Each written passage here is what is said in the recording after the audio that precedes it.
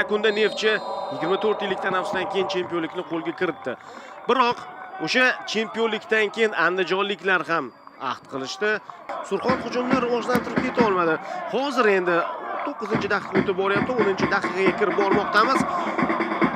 Mana bu ustidan berilgan zarba va hisob ochilmoqda. Rayimov darvozani ishg'ol etdi 10-daqiqamida yoki bu 9-daqiqaning oxirgi soniyalarimida. Juda ham bosiqlik bilan golni qarshi olyapti Mirko Yelichich. Artyom Potapov. Ko'ramiz. Ichkariga to'p uzatildi. Mana bu yerda darvozabondan qanchalik hozir ranjish mumkin ekan Surxon jamoasi vakillari, chunki vaziyatga yana bir bor qarang, Zatev to'pni yetkazib beryapti. Iloji boricha Shaydulov bosh bilan to'pni qaytarishga harakat qildi. Boshqa holati yo'q, boshqa imkoniyati yo'q, chunki u bosim ostida Temurxo'ja yonida turgandi.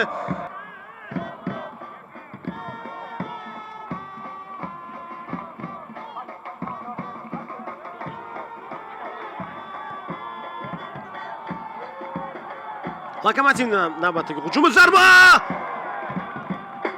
Xavflidek ko'rindi, lekin boshqa rakursdan ko'rsak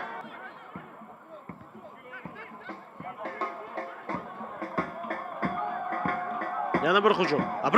Abrayev! Ketma-ket oxirgi ikkita zarba aynan mana shu o'yinchiga tegishli bo'ldi. Ozgina aniqlik yetishmayapti yosh futbolchiga. Lokomotiv o'yinchisi topildi. Xo'sh. Mana farqni o'zingiz ko'ravering. Sariq ko'rsatish kerak. Albatta. Temurxo'ja Abduxoliqov o'tib ketayotgandi. Hozir hujumchi mahorati evaziga bu yerda pozitsion holat yo'q, qo'l bilan o'ynalmadi chamamda. Agar Ne'matxonov shunga ishora qilayotgan bo'lsa, qo'l bilan o'ynalmadi. Markazdagi himoyachi ham u ham ayni markazda emas. Qiyin. Hozir bu ko'proq subyektiv fikrga aylanib qoladi. Kimdir buni ko'rib turib sariq yo'q, bu qizilga aylanadi endi. Yo'q, mutlaqo boshqa narsa bo'lib chiqdi.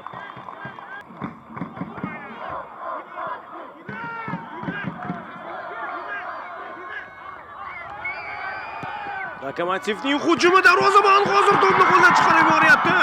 Natijada Lokomotiv boyiga 19 yoshli o'yinchi Quvonchbek Abrayevning goli bilan hisobni 2-0 ga yetkazyapti.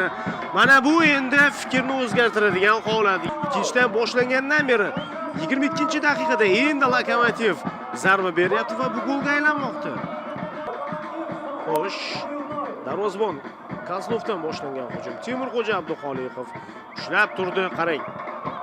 Yurdi. Zarba. Endi buni bartaraf etish kerak-da Potapov. Himoyachining taqibi ostida zarba beryapti Abduxoliqov va bu ham aslida zarbamidi? 71-raqamda Lazbek Mirzayev bahsga qo'shildi.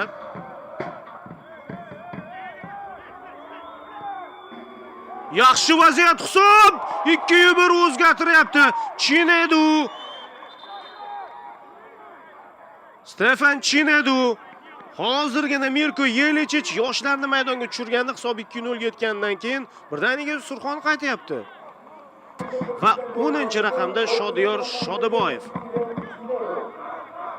Ofsayd yo'q edi. O'rtadan rikoshet bilan kelib qoldi to'p o'zi ham. Chineduga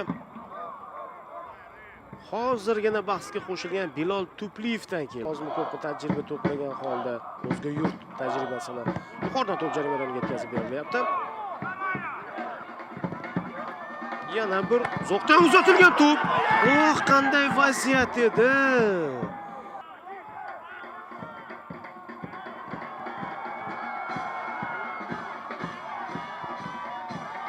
Yaxshi imkoniyat. Ustidan tashlab qo'yish imkoniyati bor edi. Mana shunga harakat qilindi. O'sha tarkibda yoshlar terma jamoasi yetakchilaridan biri edi.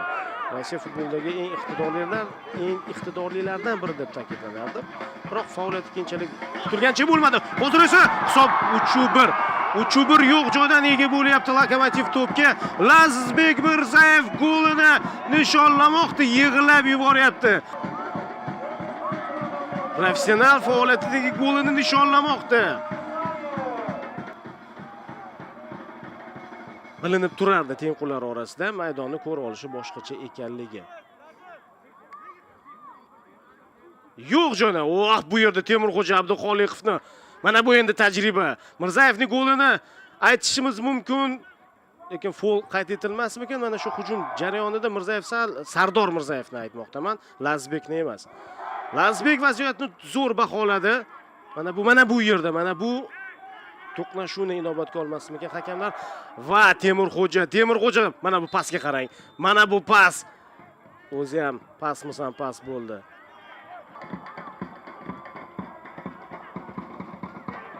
To'pni olib qo'ydi maydon egalaridan biri va shiddat bilan oldinga qarab ketyapti Bilol Turbiyev. Temurxo'ja Abduxoliqov, Temurxo'ja! Ustun yonidan o'tib ketdi to'p. Ofsayd bor ekan. Hujum ham yo'q. Shukursoqon to'pni egalladi. Matapov autga chiqarib yuboryapti. Aynan shu pallada Naim Qosimov mana bu bahs uchun final qushligini chaldi. 3-1 Lokomotiv hamda Surxon o'rtasidagi bahsda mana shunday hisob qayd etildi.